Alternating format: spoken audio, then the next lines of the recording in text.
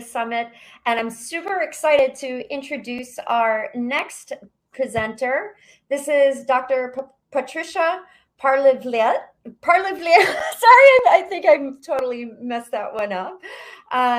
She is going to be speaking about shaping the future of aerospace, and the Airbus Blue Skies explores, validates, and pushes new breakthrough technologies of strategic nature to expand the boundaries of aerospace and will lead to high business and societal impact.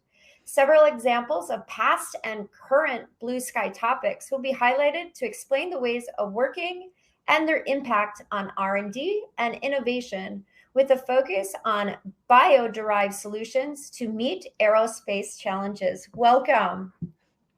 Thank you.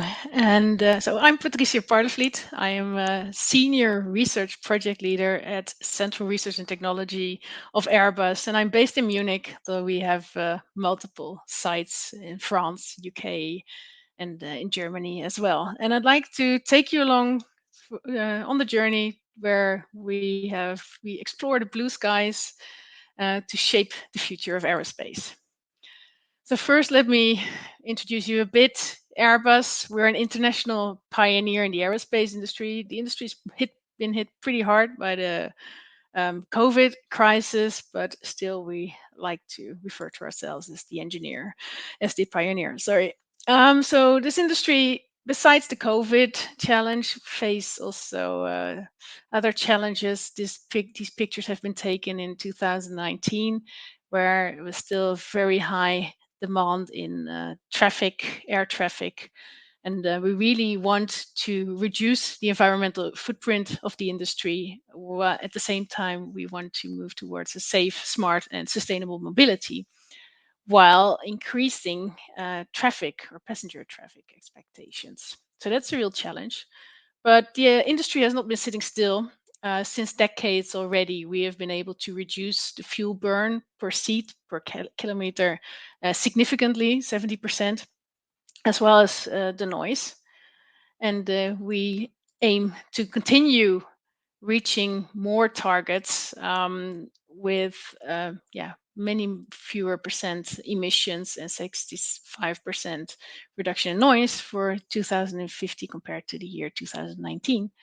And last week we issued our forecast for the next 20 years. We need to meet these targets while we see an annual growth in air traffic despite Corona. There will be many more new aircraft being sold, and many new pilots need to be educated and trained. So this is a real challenge, how to reduce our emissions and noise while we see a yearly increase, significant increase. For that, we need innovation. That's why we're here. So what do we mean with innovation at Airbus? Well, innovation for us is from incremental, where we significantly enhance or upgrade an existing product, service, process, or method. For example, the A330 Neo. Neo stands for new engine option, where the A330 is now capable of flying further and taking up more payload with the new engines, and also tweaks to the fuel content and the wings, especially in aerodynamics. And to disruptive innovation, for example, we worked on the Forehand and other projects as air taxis, which are now accumulating into City Airbus.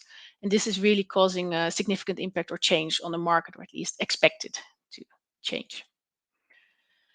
So to meet the large challenges that the aviation industry faces, we say we want to focus on 6 fields mainly, all towards sustainability, to accelerate research and technology, research development in the areas of electrification, autonomy, connectivity, artificial intelligence, industry, and materials. And I'll highlight 2 for you today. One is connectivity, where we want to have an interoperable communication network for aircraft, satellites, command centers, and mobile units deployed on the ground or at sea. We want to offer a seamless in-flight passenger experience and to create a connected digital ecosystem, air traffic management.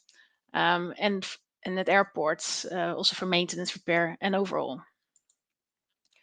Then artificial intelligence. We believe AI impacts our industry by harnessing the value of data in, for example, avionics, flight data and customer data and airline data. We want to enable in-flight autonomy and satellite image analysis and support and augment our human capital. So this is all done under the umbrella of technology, Airbus technology, where the mission is to deliver bold and breakthrough technologies for sustainable and accessible aerospace for future generations. And technology has four main departments. Four main departments that deliver. So, for example, we have Airbus up next, flying future technologies in really demonstrator projects, and recently shown by the Fellow Fly project, where two planes fly behind each other to use the vortex energy of the first plane to reduce the energy consumption for the second plane. Like, yeah, it's done in nature all the time by geese and so on. Then I'll highlight a bit more about Airbus Scale, previously known as Innovation X, where we look into new businesses and products. Then, of course, we have the divisional research and technology for new products and new programs in commercial airplanes, helicopters, and defense and space. And where I'm sitting today in central research and technology, we have today 5 domains, from communications, artificial intelligence, electrification, virtual product engineering, and materials. And one of the umbrella topics is blue sky, which I will highlight here today. So what is Airbus Blue Sky? We want to build blocks towards a cloudless future. And as already mentioned in the introduction, we explore, validate, and push completely new, or at least new to Airbus, breakthrough technologies of strategic nature to push the boundaries of aerospace, and that will lead to high business and societal impact. The scope of the applications for these technologies, the entire Airbus portfolio and beyond, also future products, and the scope of exploration is unlimited. So in the past, we worked on 3 main topics, some of which, and these are now being taken on to other domains and other departments. So, for example, quantum technologies, we've worked on quantum computing, quantum sensing, quantum communication. With computational neuroscience, we conducted some scientific sprints in understanding where we can find application areas in aerospace. And I worked myself a lot on grow your own ... using biotechnology for aerospace. So to highlight a bit what we did with quantum computing, one of the highlights was our Airbus Quantum Computing Challenge, launched in 2019, where we had 5 challenges coming from flight physics, mainly optimization problems. That's where we see the largest potential for quantum computing. And we had several or many institutions, organizations, groups of people responding to this challenge. And in the field of the aircraft loading optimization, we had one winner. They're called Machine Learning Reply, and they are now They're now collaborating with the flight physics team to really have one of the first Airbus quantum computing applications to really design and optimize how an aircraft can be loaded to produce fewer emissions, consume less fuel, be faster, also in loading and unloading, etc. So this is one of the highlights related to quantum computing. Then for quantum communications, what's really important there is to have a modular and scalable technology where we also combine hybrid quantum and classic communication systems. And these will be applied to airborne and spaceborne secure communication, using quantum-ready encryption, so quantum key distribution, for example. And we're also now investigating how we can use and utilize and harness the potential of European quantum computing internet or quantum communication internet. Then grow your own biotech for aerospace. Well, to meet the challenges of enhancing passenger traffic while we need at the same time need to reduce our emissions and noise. I looked for nature as a source of inspiration. In the first bit, flying creatures such as insects, birds, and bats. And on the other hand, microorganisms, micro machines like fungi and bacteria and algae that use enzymes to create the most fascinating stuff. So ex Neuro, it was a scientific sprint where we looked into the field of computational neuroscience together with professor from Imperial College, Aldo Faisal, and together with colleagues, we explored where we see potential application areas for computational neuroscience. It's really about understanding and also modeling how brain processes work. And the main advantages that we see or want to harness is the low energy consumption and the real time nature of the processes that are taking place in the brain and the response time. And one of the fields that we said this is of real can be of real interest is bio-inspired sensors, because if you look at our current airplanes, they have more than 50,000 sensors collecting a lot of bytes per day. And for that, they use many kilowatt energy consuming computers. Whereas if you look at a bird, it has two eyes, two ears, two vestibular organs. It has skin to sense, magnetoreceptors, several smell receptors, some taste buds, and their brains, largest brains, only weigh 20 grams. They have 3 billion neurons and use, translated a bit like zero point 0.2 watts. And the laptop that I'm presenting this from has roughly between 70 and 80 watts. And last time I checked, it didn't fly. So translating this towards potential applications for autonomous flying, we created a perspective paper on neuromorphic sensing for autonomous flying. And we did this together with 5 renowned professors in the field studying bats, birds, and insects, and how their brain works in terms of navigating in dark areas and how that works, what kind of sensing they use. So we really use the inspiration of what these flying creatures are capable of and trying to translate that in potential hardware that only exists very minor today. Maybe there's a event-based camera, what we call, to that more or less mimics the behavior of the eyes of insects in a way.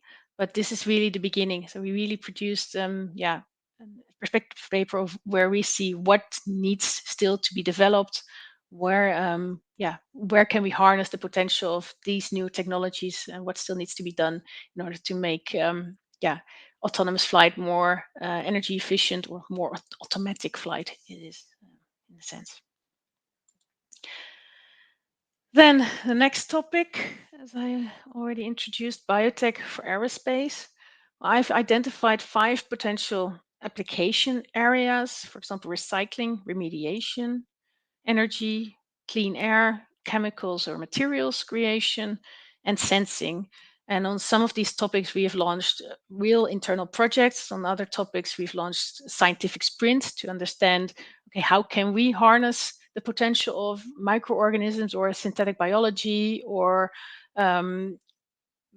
microbes to smell or detect. And we do this with students, universities, startups, throughout the world. And I'm really keen in learning. Yeah, we just started, we just embarked on this journey. For some companies, biotech is commonplace and it's already used in products, whereas for aerospace, I think we'll have to wait a bit longer for it to become real, but it will become real. Like Steve Jobs already said, the biggest innovations of the 21st century will be at the intersection of biology and technology. A new era is beginning. Couldn't agree more. The blue sky part within the Central Research and Technology Department is undergoing some changes in these few months since the 1st of July. And Jean-Dominique Coste, my colleague, is taking over new blue sky. And he launched 4 clusters where he sees the potential new technologies emerging that are of relevance for aerospace. And these are called Future Matter, future brains, future energies, and future links, more related to communication and data links. And especially in the field of future brains is where he sees, for example, metaverse and augmented reality and virtual reality to play a major role. And he invites, also myself. So together we invite you, to embark on a discussion and explore what the metaverse could mean for aerospace. And one potential application area is where we see that we can already allow potential passengers to experience what it would feel like if you'd fly on a blended wing body airplane with a completely new architecture, completely new design, or what would happen if you flew on a windowless cabin type of airplane. It would save us a lot of manufacturing headaches if we don't need the windows anymore. So we could, explore how would passengers feel using metaverse. But then on the other hand, we're also already applying a lot of augmented reality and virtual reality in our manufacturing processes, where the colleagues creating our planes are already using these glasses to enhance the speed, enhance the quality and safety of manufacturing our planes. So we invite you to explore together how could metaverse help in creating a new traveling experience for customers like you and me. Then we go away from blue sky, we go to a nice blue lagoon, Airbus Scale, where I'll at the department that I'll join 1st of January. And Airbus Scale it advocates entrepreneurship, it gathers expert knowledge and harvests creative opportunities such as blue sky with a clear focus on the active innovation delivery. So it's really about impacting new businesses and products and leveraging the Airbus assets that we have, because we have many smart engineers that have many patents, many ideas, but they may not directly be applicable to our current product portfolio. And what is Airbus Scale about? So it's about corporate innovation, where we want to foster entrepreneurship and out of the box thinking within the Airbus own company culture. Then outside in, so we engage with startups that already have a mature technology and that need to be leading. So we act as some kind of paying customer because sometimes we see products that we need for our to achieve our missions, to achieve our challenges, or technologies, and we like to leverage upon that and help these companies such that we can later on buy these technologies for our future products.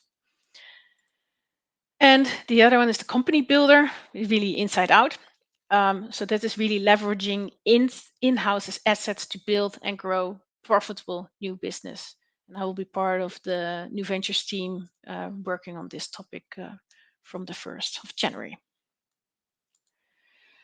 And we want to make it happen, and not only in Europe, where we're mainly located, but we have scouting colleagues in Moscow, in India, in Singapore, in China, in the US, to help us identifying who could be key partners for leveraging these technologies, and then creating the companies with. So we are present as one unit in the major global innovation hotspots, with a very strong link to our mothership in mainly France. And we want to tap into the innovation ecosystems present in the major hotspots globally. So that was it from me. Thank you. If you have any questions related to blue sky, or any proposals or ideas that you'd like to reflect upon or discuss, please feel free to reach out to Jean-Dominique Coste, my colleague. And if you have any questions related to Airbus Scale or also blue sky, and especially what we did in the past, feel free to reach out. So thank you. And if you have any questions, please put them in the chat and I'll answer them maybe later or now. The floor is yours.